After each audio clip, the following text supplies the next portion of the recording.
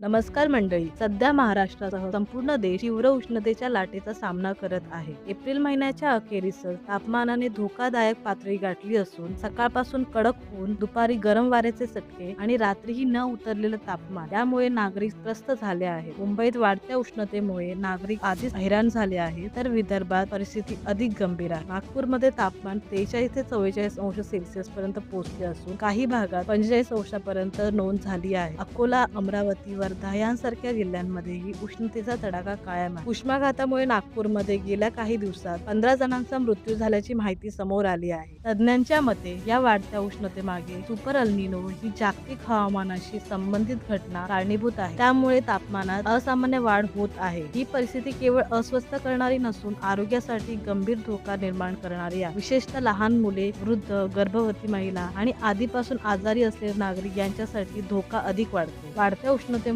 शरीरातील पाण्याचे प्रमाण झपाट्याने कमी होते. त्यामुळे डिहायड्रेशन, अशक्तपणा, चक्कर, मळमळ आणि उलट्या यांसारख्या समस्या वाढतात. योग्य वेळी काळजी घेतली नाही तर ही स्थिती उष्माघातात रूपांतरित होऊ शकते. सामान्यतः शरीर घामाच्या माध्यमातून तापमान नियंत्रित करते. मात्र आर्द्रता वाढल्यास घामाचे बाष्पीभवन नीट होत नाही आणि शरीरातील उष्णता बाहेर पडत नाही. यामुळे हायपरथर्मिया निर्माण होतो, जो पुढे उष्माघाताचा धोका वाढवतो. उष्माघाताची प्रमुख लक्षणे म्हणजे शरीराचे तापमान 40 अंशाच्या पुढे जाणे, घाम येणे थांबणे, तीव्र डोकेदुखी, हृदयाचे ठोके वाढणे, चक्कर येणे आणि काही वेळा शुद्ध हरपणे. यासोबतच उष्णतेचा परिणाम त्वचेवरही दिसून येतो. लालसरपणा, खाज, पुरळ किंवा फोड येणे अशा समस्या वाढतात आणि दुर्लक्ष केल्यास संसर्ग होण्याची शक्यता असते. तज्ज्ञांच्या सल्ल्यानुसार या काळात काही महत्त्वाच्या गोष्टींची काळजी घेणे अत्यावश्यक आहे. दिवसभरात पुरेसे पाणी पिणे, तसेच ORS, ताक, लिंबू सरबत आणि नारळ पाणी यांसारख्या पेयांचा वापर करणे. दुपारी 12 ते 4 या वेळी शक्यतो बाहेर जाणे टाळणे. हलके, सैल, सुती कपडे वापरणे. बाहेर पडताना टोपी, छत्री, गॉगल किंवा स्कार्फचा वापर करणे. तसेच अतितिखट, तेलकट किंवा शिळे अन्न टाळावे आणि आहारात फळे व हलका आहार समाविष्ट करावा. ज्यांना उच्च रक्तदाब, मधुमेह